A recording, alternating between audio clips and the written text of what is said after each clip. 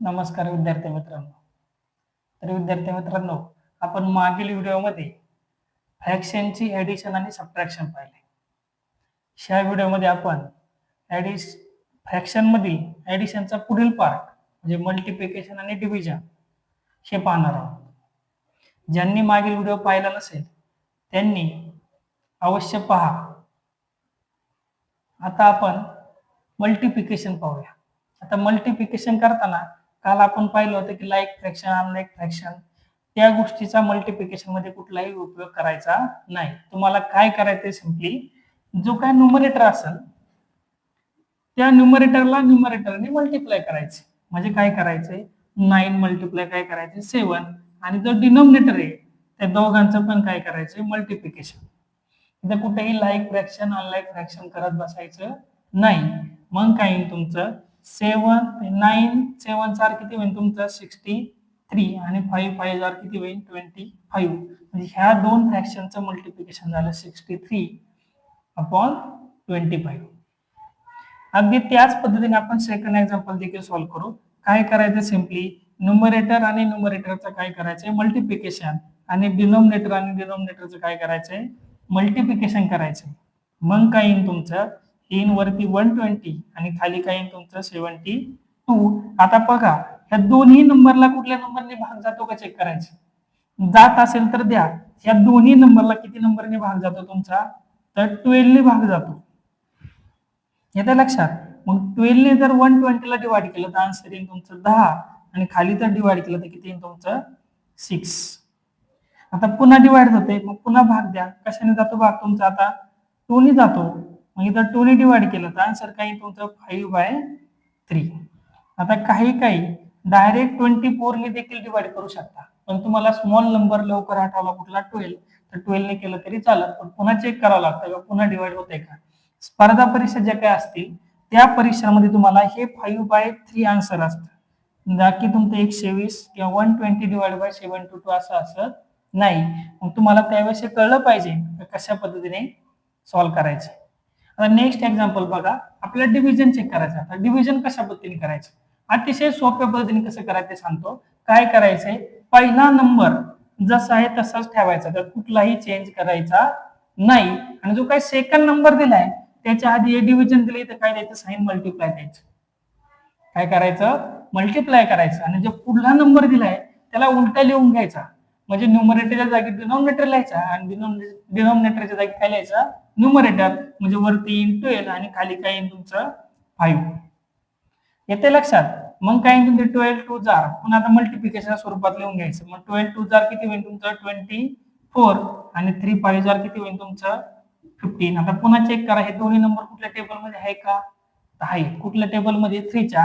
या दोन्ही नंबरला ज्यावेळेस 3 ने डिवाइड करा त्यावेळेस वरती किती येईल तुमचं 8 आणि खाली किती येणार तुमचं 5. म्हणजे तुमचं 2/3 डिवाइड बाय 5/12 याचं डिव्हिजन किती आलं तुमचं 8/5 झालंय. सेकंड एक्झाम्पल देखील तसं सॉल्व्ह करायचं. आपल्याला काय दिले हे 9/7 जसं आहे तसं ठेवायचं. डिवाइडच्या जागी साइन काय द्यायचं मल्टिप्लाय द्यायचं आणि ह्या नंबरला उलटा लिहायचा. म्हणजे काय वरती 63 आणि डिवाइड बाय खाली काय राहणार तुमचं 4 राहणार आहे. मग 7 ने पुन्हा डिवाइड करू शकता. अजून एक करू शकता तुम्ही, जर खालच्या एखाद्या नंबरनी मल्टिप्लिकेशन वरच्या नंबरला डायरेक्ट डिवाइड करून पण चालतं. म्हणजे कसं सांगतो 7 1 चा 7 आणि 7 9 चा किती तुमचा 63. म्हणजे पुन्हा तुमचं काय आता डिव्हिजन कुठे होत नाही. म्हणजे 9 9 वरती किती शिल्लक राहिले तुमचं 9 मल्टिप्लाय 9 आणि खाली डिवाइड शिल्लक किती राहिले 1 मल्टिप्लाय 4. म्हणजे 9 9 चा 81 आणि 1 4 चा किती होईल 4. हे झाला आन्सर.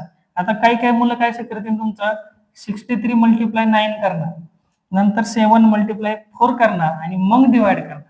असं केलं तरी चालेल किंवा वरती तुम्ही शॉर्ट केलं तरी ते पण चालू शकतं. आता नेक्स्ट टॉपिक बघा फ्रॅक्शन ऑफ नंबर्स. आता फ्रॅक्शन ऑफ नंबर्स वरती बऱ्याच वेळा प्रश्न विचारले जातात.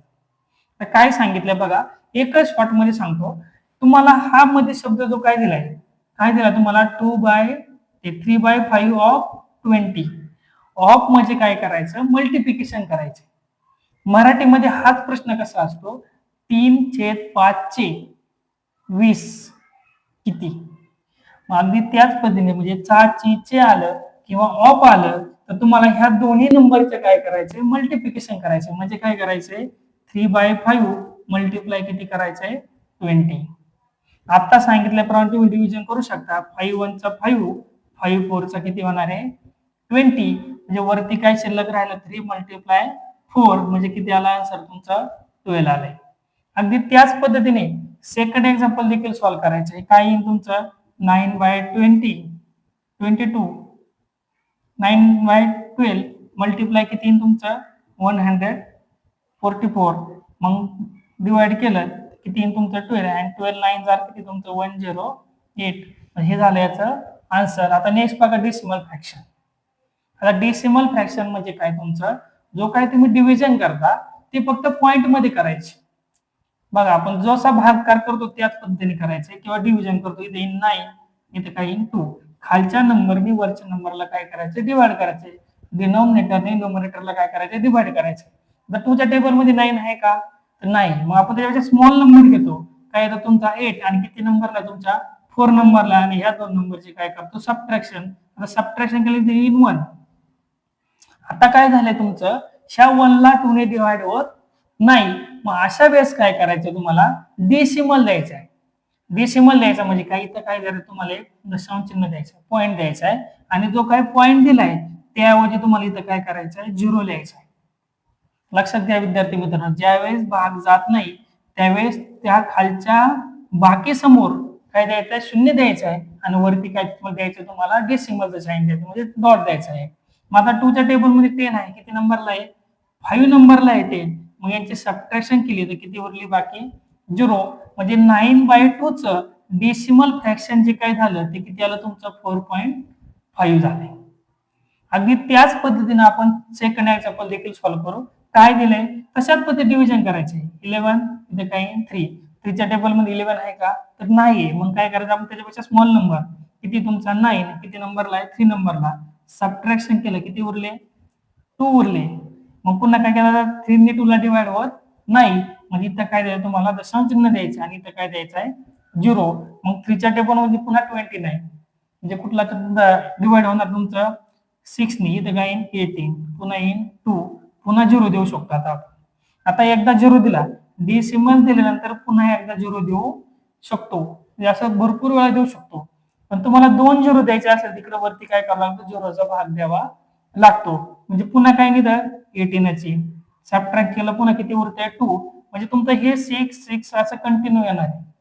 याला कसं लिहू शकतो आपण, 3.6 आणि वरती काय देऊ शकतो, डॉट.